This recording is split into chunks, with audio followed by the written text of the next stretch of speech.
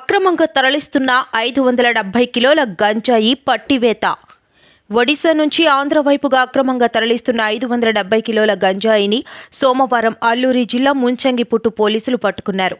ఈ విషయమై స్థానిక ఎస్ఐ జి రామకృష్ణ అందించిన వివరాల ప్రకారం ఒడిశా నుంచి ఆంధ్ర వైపుగా అక్రమంగా గంజాయి తరలిస్తున్నారన్న విశ్వసనీయ సమాచారం మేరకు ముంచంగిపుట్టు మండలం పోలిపుట్టు జంక్షన్ వద్ద వాహనాల తనిఖీ చేస్తున్న క్రమంలో బొలెరో వాహనంపై అక్రమంగా తరలిస్తున్న 28 లక్షల విలువ గల 570 కిలోల గంజాయి పట్టుబడిందని ఎస్ఐ రామకృష్ణ తెలిపారు.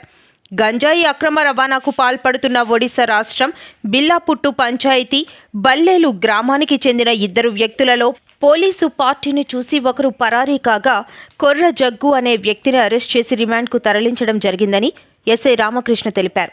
పరారీలో ఉన్న మరో వ్యక్తిని గాలిస్తున్నామని, త్వరలోనే పట్టుకుంటామని ఆయన తెలిపారు. ప్రభుత్వ ఆదేశాల మేరకు గంజాయి పండించిన, అక్రమ రవాణాకు పాల్పడిన కఠిన చర్యలు తప్పవని ఆయన అన్నారు. ఈ కార్యక్రమంలో పోలీస్ సిబ్బంది పాల్గొన్నారు.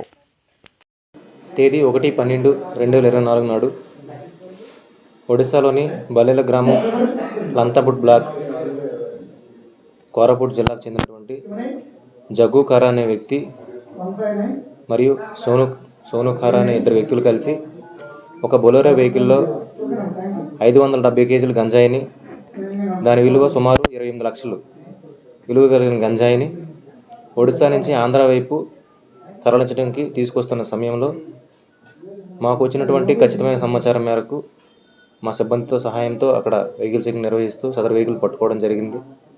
అక్కడి నుంచి పట్టుకున్న సమయంలో ఈ జగ్గు ఖారా అనే వ్యక్తి అక్కడి నుంచి పారిపోవడం జరిగింది.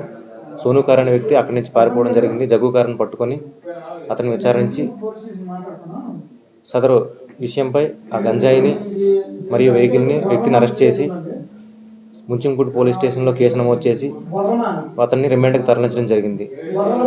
అదేవిధంగా ఈ సందర్భంగా తెలియజేస్తుంది ఏమనగా, ఎవరైనా సరే అక్రమంగా గంజాయి రవాణా చేయాలనుకున్న వ్యక్తులు ముఖ్యంగా గమనించాల్సింది ఏంటంటే, ఆంధ్రప్రదేశ్ ప్రభుత్వం అదేవిధంగా పోలీస్ శాఖ దీనిపై చాలా సీరియస్ అయినటువంటి నిర్ణయాలు తీసుకోవడం జరిగింది. రాష్ట్ర వ్యాప్తంగా ఈగల్ అనే పేరుతో టాస్క్ ఫోర్స్ ఏర్పాటు చేసి ముఖ్యంగా గంజాయి రవాణా చేసే అదేవిధంగా సాగు చేసే వ్యక్తులపై నిఘా పెంచడం జరుగుతుంది.